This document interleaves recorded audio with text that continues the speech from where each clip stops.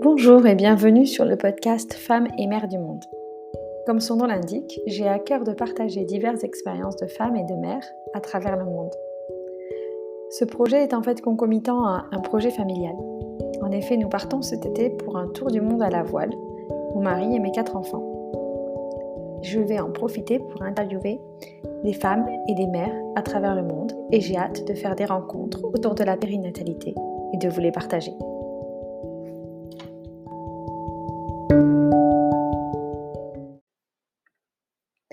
Aujourd'hui, voici un épisode avec Chanceline, maman camerounaise de 4 enfants. Elle nous raconte ses suivis de grossesse et accouchement au Cameroun, dans un contexte qui, je pense, est bien différent du nôtre. Ces témoignages sont précieux et mettent en perspective notre modèle. Est-il bien ou mal ou seulement différent? Sur certains points, pas tous. Bref, l'idée est de s'ouvrir aux pratiques étrangères pour améliorer les nôtres. La qualité de l'épisode est très moyenne, j'en suis désolée. Cela est dû au fait que nous enregistrons entre la France et le Cameroun, et surtout au fait que j'ai complètement oublié d'enregistrer les 3/4 de l'interview. Je m'en veux encore. Donc nous avons dû reprendre au milieu, puis j'ai remis tout dans le bon sens. J'ai adoré cette j'avais 1000 questions à poser à Chanceline et j'en ressors un peu frustrée de ne pas avoir pu toutes les poser, mais tant pis, c'est en pratiquant qu'on apprend. Alors je vous souhaite une bonne écoute. Je vais vous demander votre âge et où vous habitez. Ah oui, Je vous écoute. je commence. Oui, allez-y. C'est bon, ça enregistre là. Oui. Je m'appelle Lapéwe Marie Chanceline. Je suis née le 23 mars 1979 à l'ouest du Cameroun, dans le département du Haut-Kam. D'accord. Et combien vous avez d'enfants? J'ai 4 enfants. D'accord. Belle famille. Et est-ce que vous pouvez me raconter du coup à quel âge vous êtes tombée enceinte pour la première fois et comment ça s'est passé? Comment vous l'avez appris et comment ça s'est passé avec votre famille? Très bien. Je suis tombée enceinte à l'âge de 18 ans. Au début, c'était la grossesse parce que j'avais le palud, les malaises, les vomissements. C'est à 2 mois que j'ai su que j'étais enceinte. Quand j'ai su que j'étais enceinte, comme j'étais chez ma tante, ma tante m'a menacée. Elle m'a menacée terriblement. Elle me dit, on t'envoie d'aller à l'école, tu peux apprendre la grossesse. Tu vas assumer cette grossesse. Je reste là, je ne dis rien. Et après 2 mois, je suis allée à l'hôpital. De temps en temps, il fallait aller à l'hôpital. Je partais à l'hôpital au moins 2 à 3 fois parce que je ne me sentais pas bien. J'avais les vomissements, les vertiges, les crachats. Quand je suis allée à l'hôpital, le docteur a pris charge de moi. De temps en temps, le docteur me suivait de temps en temps. Et après, à partir de 4 mois, je prenais tellement du poids. Je suis retournée à l'hôpital, on m'a mis sur régime. On m'a interdit le sel. Je ne devais plus manger le sel. Je mangeais la nourriture maintenant sans sel. Et comme je jouais aussi beaucoup, la famille avait peur que je pouvais perdre le bébé. On m'a interdit de jouer parce que j'avais l'habitude de sauter à la corde. On m'a interdit de sauter la corde. Mais je sautais toujours j'ai sauté la corde jusqu'à 7 mois. C'est quand j'ai compris comment le ventre pesait que j'ai arrêté de sauter. La famille était toujours auprès de moi. Ils me conseillaient, non, il ne faut pas faire ceci, il ne faut pas faire ça. Parce que quand on est enceinte, c'est très délicat de jouer les jeux dangereux parce que tu peux perdre le bébé. Mais jusque-là, ça ne me disait rien. Je continuais. Et après, à, à 7 mois, non, à 6 mois, on m'a mis sur régime. À 4 mois, on m'a mis sur régime. J'ai suivi le régime jusqu'à 7 mois. Je suis retournée encore à l'hôpital pour refaire le test. On m'a dit, j'ai perdu juste 3 kilos, il me faut perdre 5, minimum 5 kilos. Puisque l'enfant était très costaud. J'ai continué avec le régime un peu, mais je mangeais plus des fruits. Je mangeais plus des carottes avec de la papaye et des légumes aussi. Et je prenais certaines plantes naturelles pour perdre le poids et faciliter l'accouchement. À 8 mois, 2 semaines, je suis encore retournée à l'hôpital pour faire l'échographie.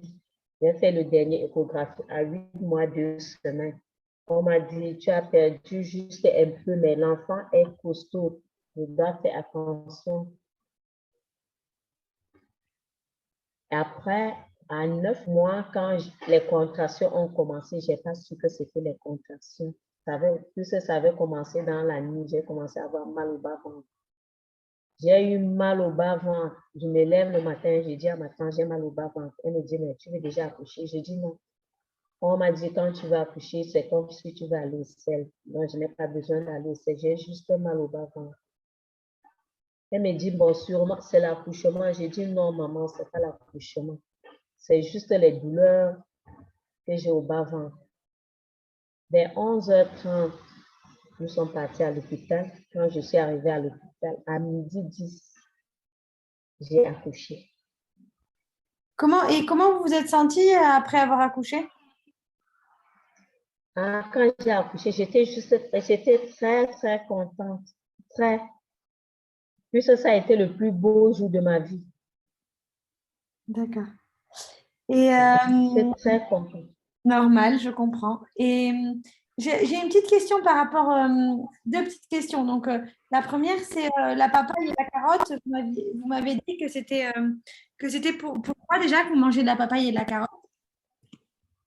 C'est pour que le bébé ait un très beau teint. D'accord. Donc là, c'est quelque chose qui se fait régulièrement au Cameroun. C'est prouvé que si on mange de la papaye et des carottes, ça aide à avoir un bon teint pour les bébés. Je ne sais pas si c'est pour tout le monde, mais à moi, c'est vraiment, mon bébé est sorti avec un très beau teint. D'accord. Mais ça, c'était qui vous l'avait dit? C'était votre tante? Oui, elle m'avait dit qu'il faut manger beaucoup de carottes avec la papaye. D'accord. Ça nettoie bien le bébé. Et pour que le bébé perde un peu le poids, Oui. je prenais du aloe vera Ah oui, et la citronnelle. de la citronnelle, d'accord. En Oui, infusion de citronnelle. oui. Et je n'ai pas posé la question, mais quand vous êtes tombée enceinte à 18 ans, c'était voulu ou c'était un accident? C'était un accident. Et est-ce que vous preniez une contraception ou est-ce qu'il y a une contraception qui existe au Cameroun? Oui, ça existe, mais d'autres prennent, mais moi, je n'ai jamais pris ça. Parce D'ac- qu'on dit parfois, ça donne le poids, ça fait mal à l'estomac, tout ça, je n'ai jamais pris. D'accord. Donc la pilule, on parle de la pilule. Mais par Non, exemple, la pilule, le je n'ai préservatif. jamais pris. Et le préservatif. Donc, du coup, il y a beaucoup de femmes qui prennent la pilule, vous savez, ou il n'y a pas beaucoup quand même. Oui, oui, il y a beaucoup de femmes qui prennent la pilule, mais ça donne le poids. Et ce médicament, au Cameroun, il est payé par le Cameroun ou il faut soi-même le payer? Il faut soi-même le payer. D'accord. Ok. Et les préservatifs, c'est utilisé en Cameroun ou pas aussi? Oui, D'accord. mais pas beaucoup, parce qu'il y a beaucoup de gens qui refusent. Ouais. Les hommes qui refusent, ouais. Mhm. Voilà, c'était ma petite parenthèse. Donc, du coup, c'était un accident. Mais vous saviez à peu près la date où vous saviez à peu près comment ça fonctionne les cycles à 18 ans, quoi, les dates où vous aviez des chances de tomber enceinte et les dates où vous aviez moins de chances de tomber enceinte? On vous apprend à l'école ou pas au Cameroun? Oui, à l'école, on nous apprend comment compter les cycles menstruels. Ok. Et on apprend. Et avant, les parents avaient peur de parler de ça à leurs enfants. C'est aujourd'hui que les parents parlent des trucs comme ça aux enfants. Oui. Quand vous étiez petite, est-ce qu'on vous avait expliqué comment ça fonctionnait et tout, ou est-ce que c'était plutôt tabou? Non, c'était tabou. D'accord. Ok. Et bon, du coup, on en revient à l'accouchement. Euh, je voulais savoir, oui, j'avais demandé pour s'il y avait des anesthésies, à l'hôpital, il y avait des anesthésies, et s'il y avait un protocole quand on arrivait pour accoucher. Je sais que vous êtes arrivé, vous allez accoucher tout de suite, mais est-ce que vous savez si pour d'autres personnes, il existe des protocoles? Oui, pour d'autres personnes, il y a des protocoles. D'accord. Oui, plus il y a d'autres qui arrivent, ils traînent avant d'accoucher. Il faut prendre des médicaments pour dilater le col. Il faut, il faut faire l'échographie pour voir la position du bébé. Donc, pour d'autres, il y a des protocoles, mais pour moi, je n'ai jamais eu le protocole sur les accouchements. Il y a des médicaments antidouleurs? On donne des médicaments Non, antidouleurs? non, je ne crois pas, non. D'accord. Et ça me fait penser aussi, qu'est-ce qui se passe quand on dépasse le terme? Ah, on provoque l'accouchement. Plus j'ai l'une de mes sœurs dernièrement, elle a accouché à 11 mois. Il fallait juste provoquer pour que l'enfant sorte. Elle a accouché Il y a à... des gens qui dépassent. Mhm. Mais est-ce qu'il s'était pas trompé de date de début de grossesse? On ne sait pas. Et ça s'est On bien... ne sait pas ce qui s'est passé. On sait juste qu'elle a accouché à 11 mois. Et son bébé va bien? Oui, il va bien. Et il a accouché, il avait quel poids du coup? Le bébé est sorti avec 4,8 kg. D'accord. Waouh. Et ils ont provoqué comment, vous savez? Et on a donné les injections, on a mis la perfusion pour provoquer l'accouchement. Donc en fait, maintenant, parce que donc ça veut dire que à partir de vous savez à partir de quel dépassement il provoque l'accouchement? C'est quand tu as dépassé la date d'accouchement. D'accord. Ok. Et vous, du coup, vous avez toujours accouché avant terme, avant la date. Oui, oui, mais mon garçon, j'ai dépassé de 6 jours. D'accord. Bon, c'est pas beaucoup. Ok. Et ah oui, la question c'est est-ce que vous aviez suivi des cours de préparation à l'accouchement?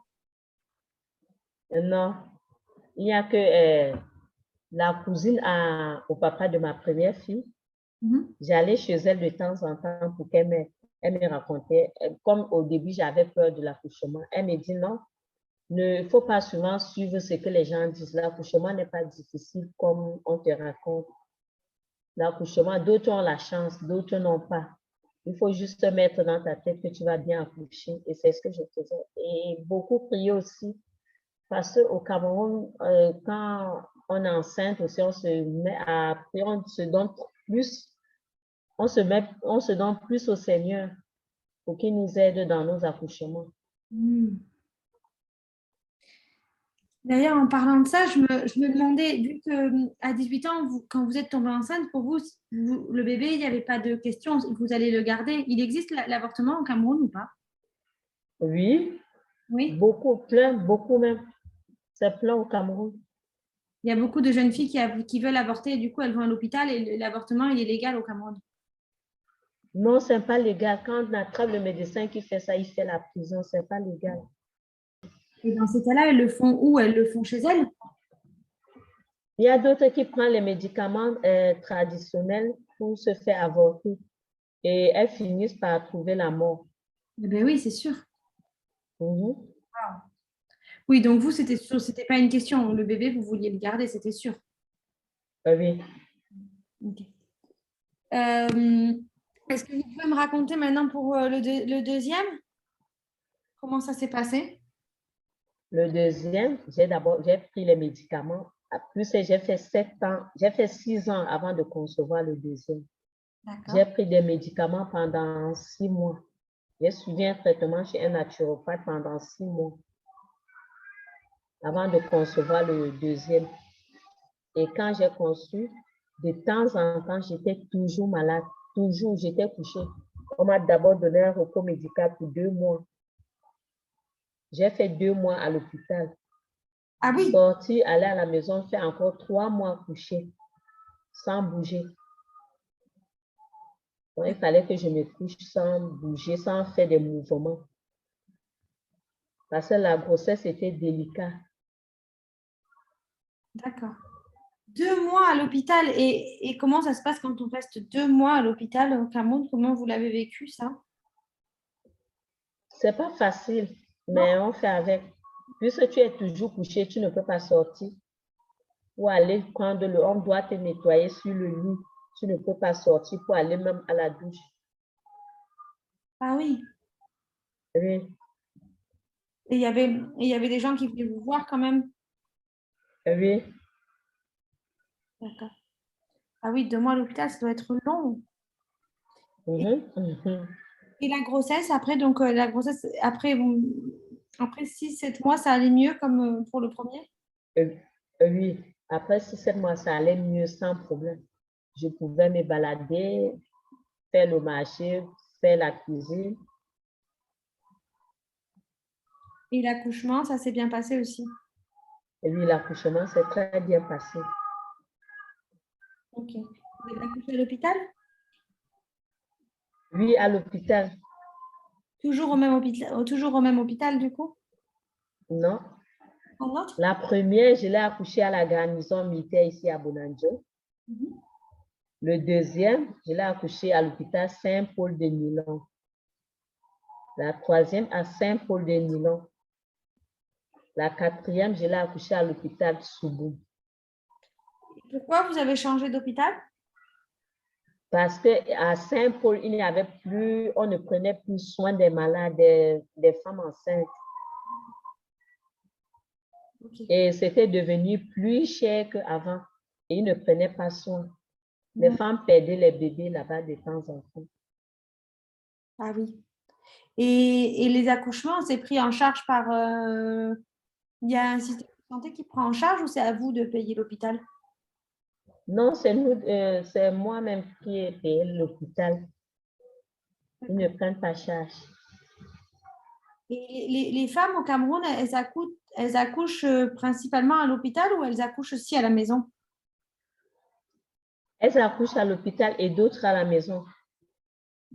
Et vous, Comme dans la province du Nord, il y a les femmes accouchent qu'à la maison.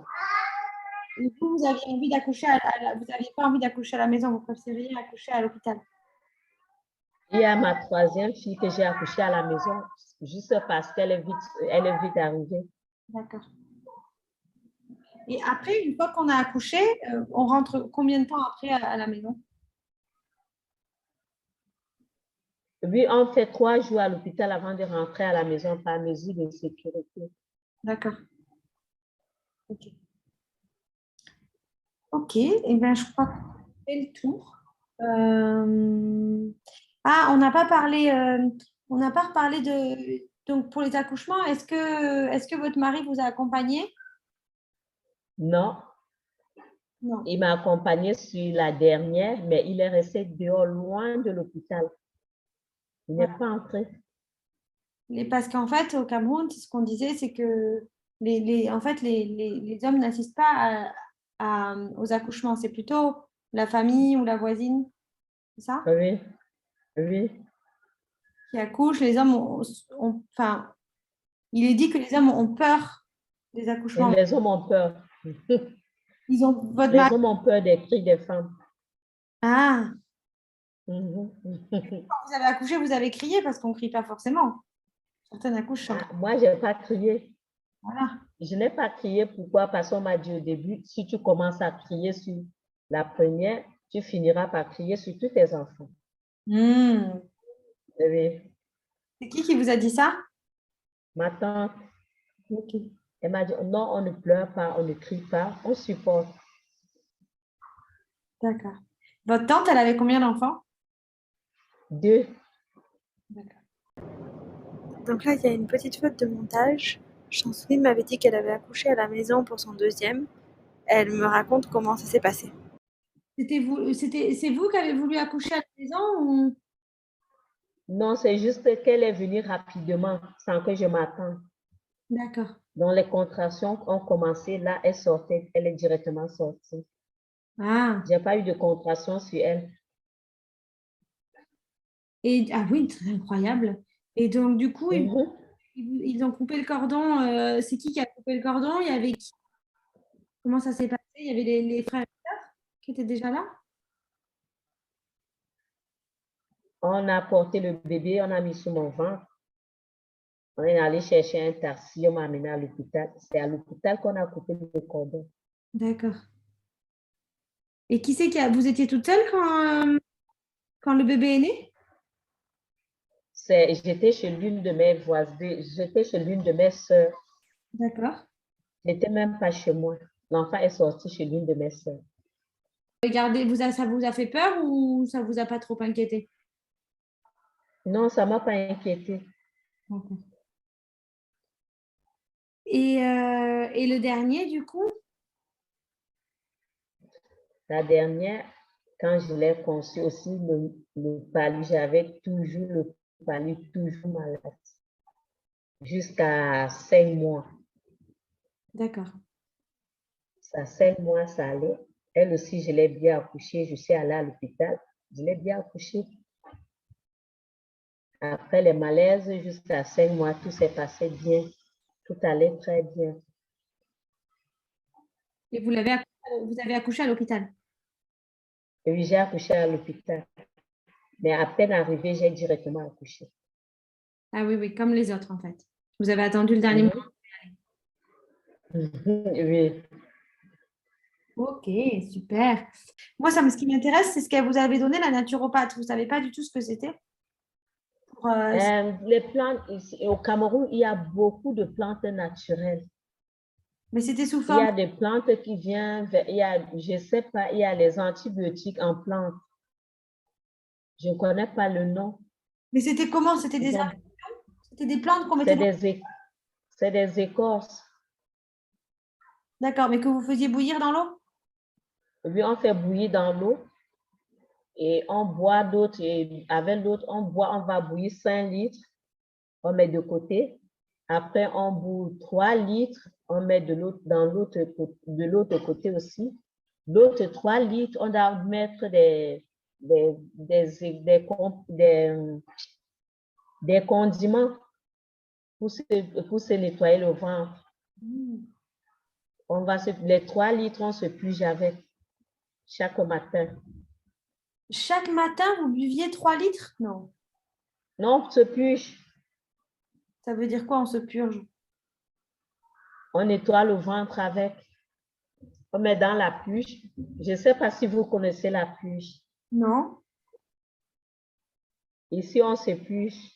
Je ne sais pas comment on appelle, mais je sais, nous appelons ça ici la purge. On met dans un poids, on envoie l'anus. Ah ouais. Après, on fait sortir le déchet.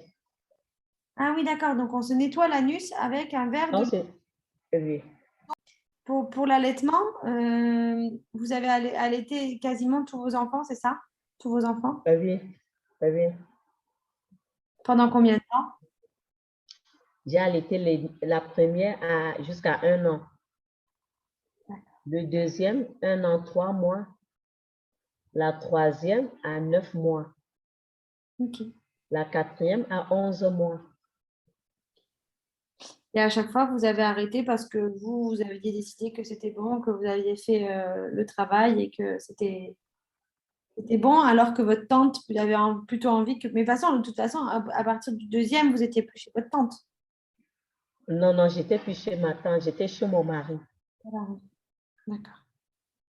Est-ce que vous avez suivi des cours? Est-ce que quelqu'un vous a expliqué comment ça marchait?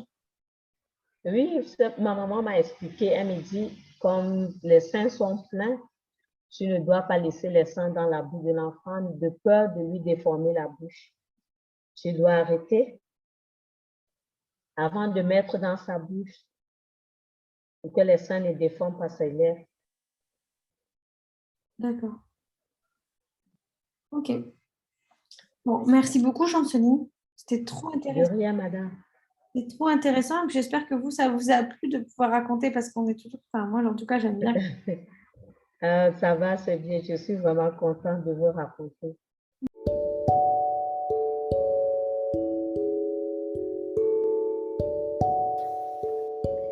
Merci beaucoup à Chanceline d'avoir accepté de témoigner sur mon podcast et merci à vous de l'avoir écouté.